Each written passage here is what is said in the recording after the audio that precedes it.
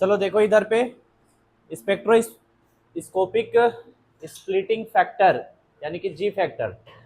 तो पिछला वाला क्लास हमने किया था quenching orbital angular momentums, and from that topic we know that L expectation of Lz is equal to 0 due to crystal field। ठीक है, ये क्लियर यहाँ तक।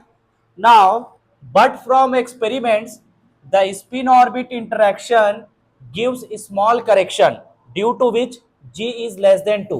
यानी कि स्पिन एक्सपेरिमेंट के थ्रू स्पिन ऑर्बिट इंटरेक्शन से हमको ये ऑलमोस्ट जीरो नहीं मिलेगा, कुछ ना कुछ वैल्यू आएगा, इसका Lz का कुछ कंट्रीब्यूशन रहेगा इधर पे। समझ में आ रहा है? क्वेंचिंग वाले में क्या था, जीरो हो गया था, लेकिन स्पिन ऑर्बिट इंटरेक्शन एक्सपेरिमेंट से पता चला कि Lz का भी कुछ ना कुछ कंट्रीब्यूशन रहेगा। यानी कि सिस्टम के मैग्नेटिज्म के लिए पहले क्या था, सिर्फ स्पिन रिस्पॉन्सिबल था, अब स्पिन ही रिस्पॉन्सिबल नहीं रहेगा, एल का भी कुछ ना कुछ रिस्पॉन्सिबिलिटी होगी। ठीक है, इस लाइन का मतलब यही है। उसके बाद नेक्स्ट लाइन में आपको लिखना है the lowest energy orbital is taken as. तो सब लोवेस्ट वाला कौन सा ले लिए हैं, ux, ये वेव फंक्शन है ux is equal to x into F of R. We know that from the quenching orbital वाले टॉपिक से। ठीक है, इसको ex से भी रिप्रेजेंट कर देते हैं, लोवेस्ट एनर्जी ऑर्बिटल बोल रहे हैं ना, तो ex टर्म नोट कर लेते हैं, लिख लेना कोने में। Equation number first, and electron has spin, ये तो मालूम ही है, s is equal to half, तो s plus half and minus half, spin down. तो स्पिन अप के लिए प्लस हाफ अल्फा टर्म से डिनोट करेंगे और S Z is equal to minus half beta term से, और माइनस हाफ वाला स्मॉल वैल्यू रहेगा। कैसा वैल्यू रहेगा, स्मॉल वैल्यू रहेगा। ठीक है, now ground state wave function is, ground state wave function को इस तरीके से याद रखना है अपने को, psi zero is equal to U X into alpha, psi zero is equal to U X into alpha. इस टॉपिक का इधर उधर कोई एक्सप्लेनेशन नहीं है, जैसा बुक में दिया है थोड़ा बहुत उसको सिंप्लीफाई करने का कोशिश किया गया है, ऐसे ही अपने को याद रखना है इसको भाई। समझ में आ रहा है ना, समझ पा रहे हो? ठीक, तो साई जीरो बराबर U X into alpha. Now spin orbit interaction taken as perturbation. भाई स्पिन ऑर्बिट इंटरेक्शन हो रहा है सिस्टम में, दैट मीन सिस्टम डिस्टर्ब हो रही है कि नहीं हो रही है, तो उसको क्या किससे कंसीडर कर रहे हैं, किससे रिप्लेस कर रहे हैं, परटर्बेशन से। So here we define perturbation H prime is equal to lambda L dot S, ये भी क्वांटम मैकेनिक्स में पढ़ा हुआ है, लेमडा को पैरामीटर के रूप में लेते हैं परटर्बेशन थ्योरी में, मालूम है ना। ठीक, इक्वेशन नंबर 3। सो ये जो परटर्बेशन है, this mixes the ground state and excited state. अगर ये मिक्स नहीं करेगा ग्राउंड स्टेट एक्साइटेड स्टेट को, तो परटर्बेशन का कोई मतलब नहीं है। समझ पा रहे हो? तो इस इक्वेशन के बाद में यही लिख देना कि mixes the ground state and excited state. Then the energy difference given, ये याद रखना है अपने को, एनर्जी डिफरेंस ऐसे देना है, delta one is equal to E Y minus E X, delta two is equal to E Z minus E X. अब ई एक्स तो लोवेस्ट एनर्जी है ना, ई एक्स क्या है, लोवेस्ट एनर्जी, इसीलिए डेल्टा वन बराबर हायर माइनस स्मॉल नहीं करते हैं वैल्यू को, या फाइनल माइनस इनिशियल, ऐसा टाइप का। ठीक है, तो वैसी डेल्टा वन बराबर E one minus E X, delta two is equal to E Z minus E X. Equation number 4 and 5। Now using first order perturbation theory the corrected wave function becomes, ये हमको direct लिखना है इस equation को, ये line लिख देने का कि using first order perturbation theory the corrected wave function is करके, साई बराबर एक ब्रैकेट में आप लिखेंगे यू एक्स, तीनों आएगा ना, यू एक्स आएगा, यू वाई आएगा, यू जेड आएगा, तो थोड़ा उसको जमा के लिखना है। देखो कैसे, U X minus iota lambda upon 2d1 into U Y, और सबके बाहर में इंटू अल्फा। ठीक है, minus iota lambda upon 2 delta 2 U Z into beta, U Z into beta. ध्यान दो, यू एक्स में कुछ भी नहीं है, सिर्फ अल्फा का है। ठीक है, करेक्टेड वेव फंक्शन है ना, तो करेक्टेड वेव फंक्शन में ग्राउंड स्टेट वेव फंक्शन आएगा, ग्राउंड लेवल वाला वेव फंक्शन, तो ग्राउंड लेवल वाला वेव फंक्शन कौन है, साई जीरो। यहाँ चाहो तो एक स्टेप पहले भी लिख सकते हो, यू एक्स इंटू अल्फा के बराबर क्या लिख सकते हो, साई जीरो, फिर बाकी को लिख सकते हो। ठीक है, तो ये ग्राउंड स्टेट वाला हो गया, ये कौन सा वाला हो गया, ground state wave function. Then उसके बाद बाकी सारे टर्म्स करेक्टेड वेव फंक्शन के आगे, तो minus I lambda upon 2 delta 1 U Y into alpha, minus I lambda upon 2 delta 2 U Z beta.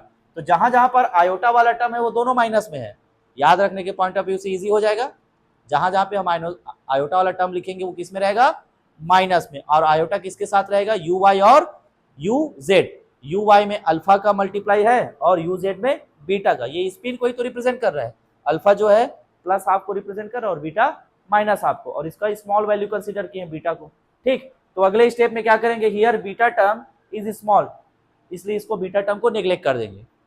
Beta term को क्या कर देंगे, नेग्लेक्ट। तो हमारा इक्वेशन क्या बन गया, psi is approximately equal to U X minus iota lambda upon 2d1 U Y into alpha. This is equation number 7। यहां तक क्लियर है सभी को, नोट करो।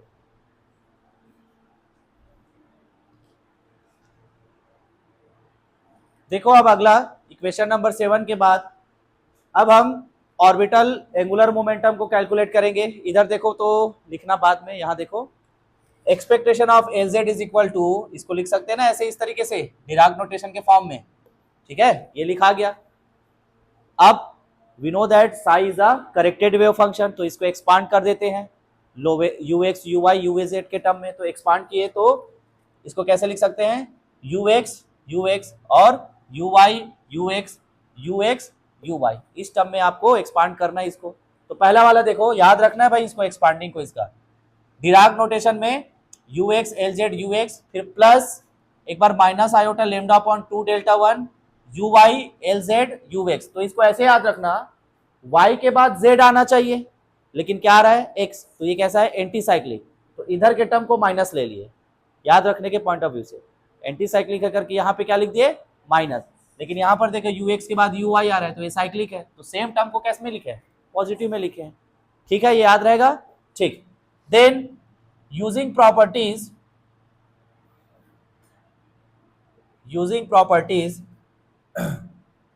You X L Z U x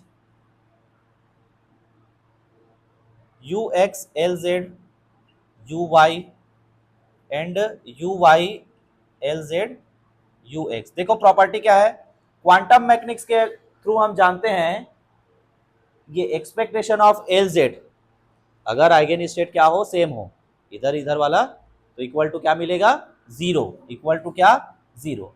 यहां पर आइगन स्टेट सेम नहीं है, इसके लिए आयोटा एच कट, क्योंकि ये कैसा है, साइक्लिक है, एक्स के बाद वाई, ये कैसा है एंटी साइक्लिक, तो इधर क्या मिलेगा माइनस आयोटा एच कट। इन वैल्यूज को यहाँ इक्वेशन नंबर 8 में पुट कर दो, देन इक्वेशन 8 बिकम्स क्या हो जाएगा, expectation of L Z, value रख लो एक बार, उसके बाद इसको लिखना, जीरो माइनस प्लस लेते हैं पहले, minus iota lambda upon 2d1, इसके बराबर क्या है माइनस आयोटा एच कट, है कि नहीं, फिर plus iota lambda upon 2d1 iota into H cut. So यहां से माइनस आयोटा और माइनस प्लस हो गया, but iota square again minus हो जाएगा, तो इसको हम लिख सकते हैं क्या, minus lambda upon 2 delta 1 H cut, और ये वाला ये भी माइनस में आएगा, तो minus lambda upon 2 delta 1 H cut. सारे चीज को कॉमन निकाल लो, 1/2 अंदर रखो, कितना बच जाएगा 1 हो जाएगा, तो हमें क्या मिलेगा, equal to minus lambda H cut upon delta 1, कितना मिला डेल्टा 1। इसको मान लेते हैं इक्वेशन नंबर 9। यहां तक क्लियर है सभी को, ये कैलकुलेशन समझ में आया। ठीक है, ये प्रॉपर्टी याद रखना है, जीरो ये वाला आयोटा एच कट और एंटी साइक्लिक में minus iota H cut. Expanding याद रखना पहले, उसके बाद प्रॉपर्टीज याद रखना। ठीक है।